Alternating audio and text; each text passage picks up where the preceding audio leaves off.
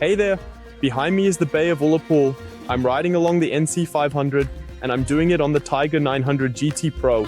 If you're curious to find out what it did well and what it didn't over 2,000 kilometers, then stick around.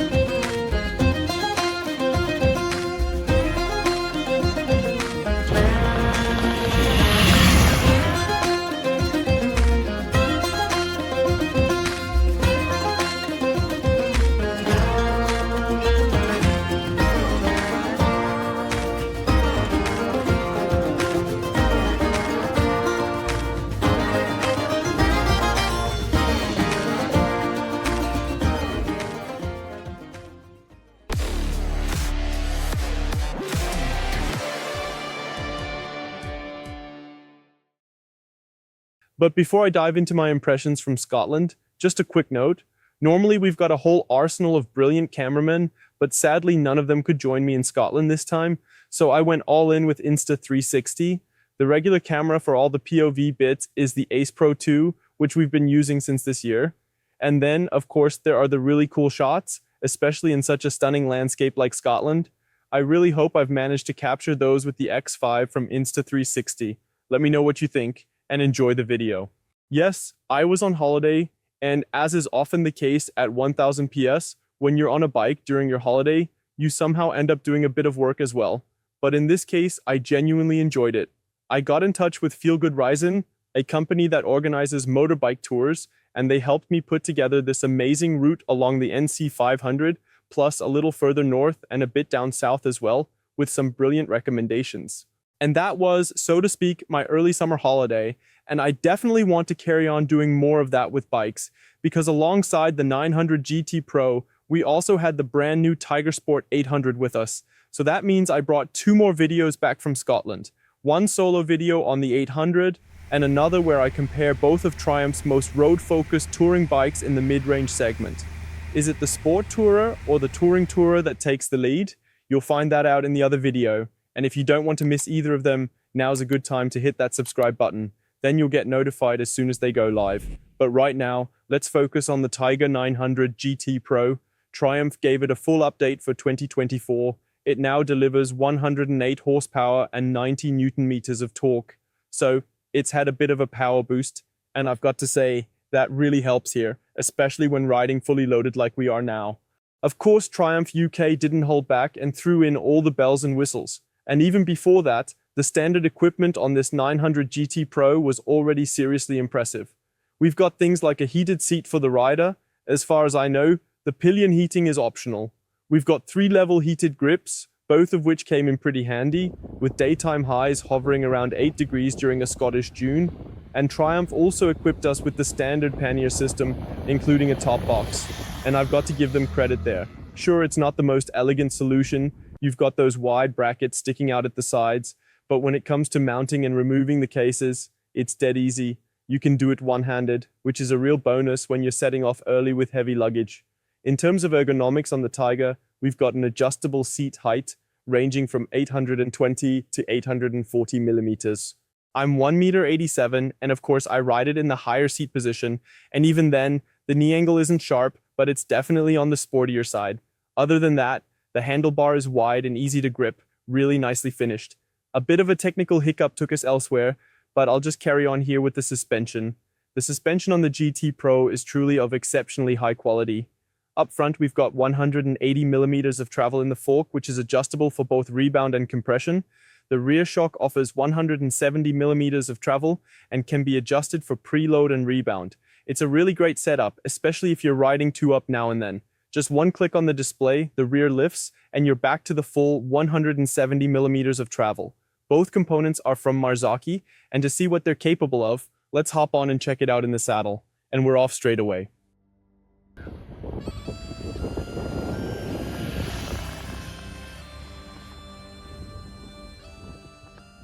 Right, I'm about to hop on the Tiger 900 GT Pro. That's not a fishing rod, no. It's the new Insta3, the X5, which I'll be using to film this whole trip. So, as I swing into the saddle, you'll see that little arm sticking out on the left. Hopefully that gives you some really cool onboard footage later on. Off we go with the Tiger 900 GT Pro. This is the updated model from last year. They wanted a bit more power, so the whole setup was upgraded to 108 horsepower. And now I'll just raise this a bit here to cut down on wind noise. And now it really is a very sporty bike. Even at the top end, it's got plenty left to give. Let's start with the engine. And you can already tell it's really packing a punch. Those 108 horsepower feel absolutely brilliant. Comes in relatively late, but we've also got 90 Newton meters of torque. The brilliant triple-cylinder engine from Triumph features a crankshaft offset in the larger Tiger models. That's what gives it that T-plane character, Triumph's own name for it, and it really does bring joy when you're in the saddle. Let's get going again. Hopefully we'll be able to catch up here. And that muscular mid-range is just such a perfect fit for a touring bike like this. Blind Summit. Let's hope we can get past this one too. I'll check back in once I've overtaken this guy. This shouldn't take too long, and there's our chance. The Tiger.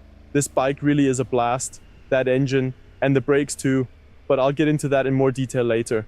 Right now, we're cruising along the NC500, and it's absolutely stunning here. In terms of features, like I mentioned earlier, it's got everything you could possibly want, and more, which makes it all the more enjoyable to glide through the Scottish Highlands, right along this legendary NC500. The quick shifter is really smooth to use. That slightly rough engine note, it's just part of the Tiger's character. That's where it shows its claws. And now, if we switch it into sport mode, I just press this button here, confirm with the joystick, close the throttle once, and there we go, sport mode is on. Sport mode doesn't just tweak throttle response. The active rear suspension also shifts to a sportier setting. So now, we're in the perfect configuration for some spirited riding. I can already feel it. Normally, the Tiger would just soak all of this up. But in sport mode, it wants to play. It wants to show its claws, really let loose. As we say, show where the hammer hangs. And just look at this view. It almost feels like a shame to go full throttle through here. There's a waterfall coming down over there.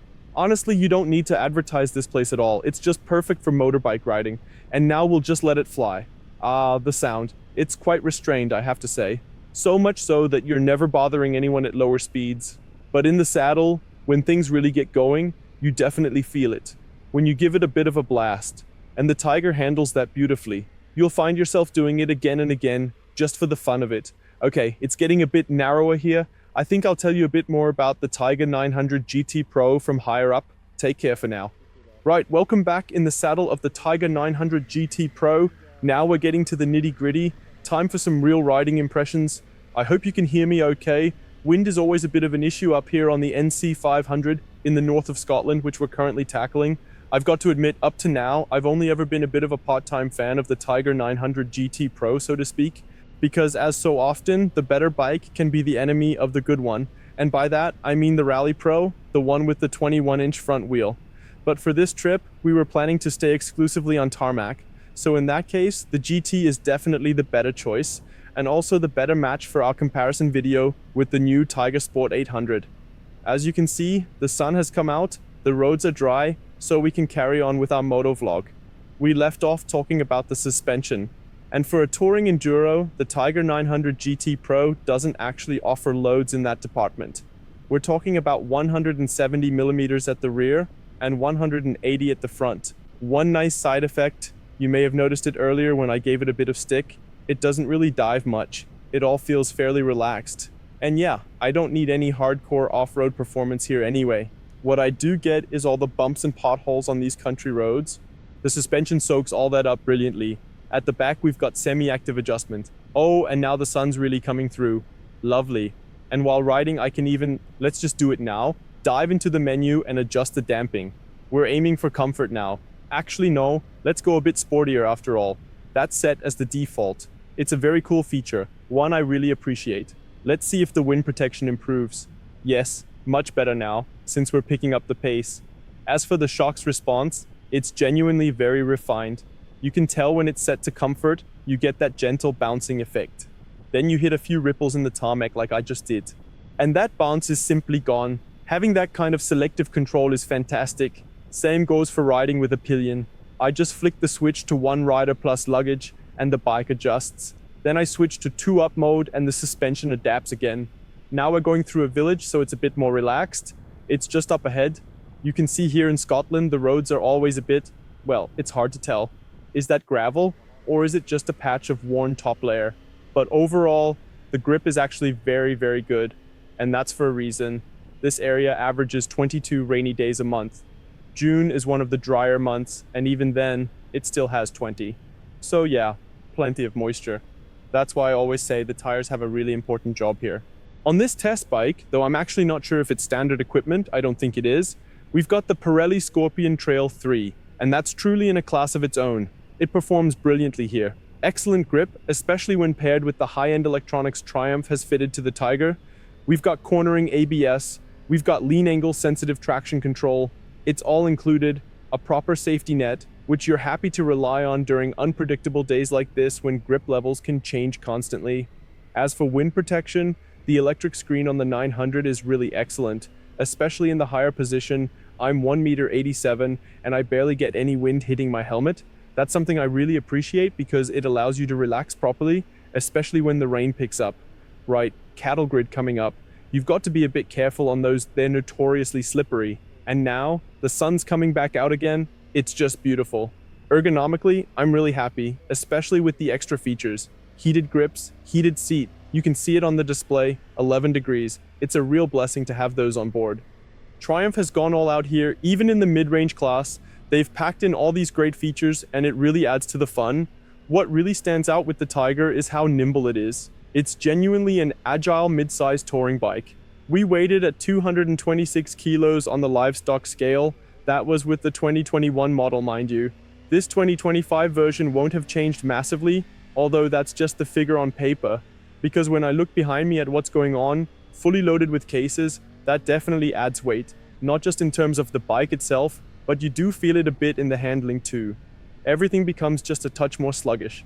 Tigers are normally super nimble bikes, but in this setup, that agility doesn't quite come through. And careful now, it's often down to a single lane across these bridges. You really need to ride properly through here. Riding on the left in Scotland is actually...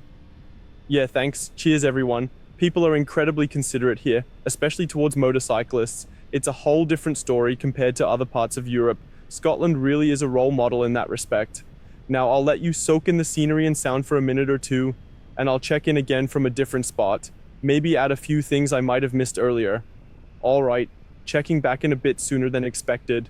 I've talked quite a bit about the engine, the handling, and the suspension, but the brakes are another important point, especially when you're cruising at a decent pace, like we are here, and that's exactly when you're glad, like right now, with someone coming the other way, that Triumph has equipped the bike with Brembo-style calipers, absolutely top-class braking system.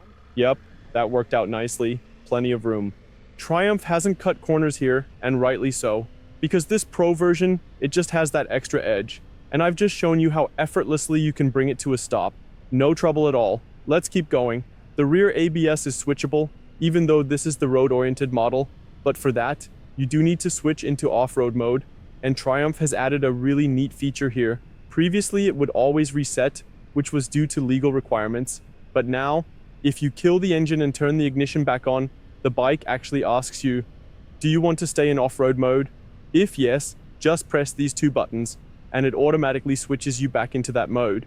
We haven't really needed that today, but it's a smart little feature, and it shows they've taken customer feedback seriously. Right, time to head on down from here. Alright, that's really it now. Just one final word on the quick shifter. It's very good, but not quite on the same level as the one on the Street Triple or the Tiger Sport 800, which we've also got with us. Maybe that has to do with the crankshaft offset, or with the slightly rougher, more rugged engine feel. I can't say for sure. It needs a bit more force, and the whole setup vibrates more than the triple engines with a conventional firing order. And now I'm back in a village, which means the show's over, for now. Catch you later. Right, I've now taken a seat on the Tiger 900 GT Pro. As you can see, I've got the seat set at the higher position, 840 millimeters. There's also a lower setting at 820, but at 1.87 meters, the higher one gives me a very comfortable footing. The lower setting would be too low for me. Triumph also offers both lower and taller seats in the accessories range. Other than that, typical for a touring enduro, I'd say it's got a very relaxed riding position. The seat itself feels really high quality to me, and it offers a bit of room to move around, which is something I really value on longer rides like this one. The handlebar is nice and wide, gives you good leverage for steering, especially through tight bends. Everything in front of me is well finished, feels solid. The windscreen is super easy to adjust. 5 steps over a range of 50 millimeters, and you can do it without stopping. I had it in the high position, and that completely takes me out of the wind. In the low setting, I can feel the edge of the airflow hitting about mid-helmet. As for the knee angle, it's on the sharper side, so it could be a bit more relaxed, but it's still perfectly manageable. And now, let's see how the whole setup works with a passenger on board. We did ride 2 up as well. 1 full day stage, around 250 kilometers with both of us in the saddle. And I have to say, it's like sitting in the lap of luxury. Even in the second row, there's plenty of room. The passenger seat slopes slightly downwards, but apart from that, and of course the standard heated seat, we really enjoyed it. There's enough space and longer rides are absolutely doable, especially thanks to the payload capacity of 222 kilos. And you'll reach that quickly with rider, passenger, full gear, and we also had panniers on both sides plus a top box. We were fully loaded right up to the limit. But even then, thanks to the suspension which can be adjusted at the press of a button, the rear preload in particular, it all worked brilliantly, no complaints. Even 2 up, the Tiger 900 GT Pro is a top-level mid-range touring enduro. And with that, I want to wrap up with a couple of discoveries I made during these 12 days on the GT Pro. First, there's a USB-C port, really practical, mounted right next to the display. The only downside is that when you're navigating and charging your phone at the same time, it can't even maintain the battery level. So there seems to be a power limitation. I'm not sure if that's down to the port itself or to the iPhone. Either way, I don't really get why that's the case, but there you have it. Moving on to the panniers, they really hold a lot, especially the top case. You can fit 2 full helmets in there, which is seriously impressive, especially since we had our comm systems mounted externally on the helmets, adding an extra 2 or 3 centimeters in width. That's often a deal breaker with top cases when trying to fit 2 helmets side by side, but here, no problem at all. And the left pannier easily swallows a helmet too. On the right-hand side, due to the high-mounted exhaust, the pannier is noticeably smaller, so you won't get a helmet in there. But honestly, you can easily do a full week on the road 2 up with this bike. You're not missing a thing. Features like the heated seat was something we truly appreciated here in Scotland. We had single-digit temperatures and at times some proper rain. Not a single rain-free day. So the weather is definitely a challenge up here. That's when you're thankful for every bit of comfort. The standard heated grips also made life a lot easier. And in the evenings, they even light the way nicely. Bonus. So, now it's over to you. What do you think of the Tiger 900 GT Pro? Is it already too much for the mid-range segment, or is it spot on? What's your experience with this model? Drop it in the comments below. Give the video a thumbs up if you enjoyed it. And whatever you do, visit Scotland. Check out the NC500. Take care. Ciao.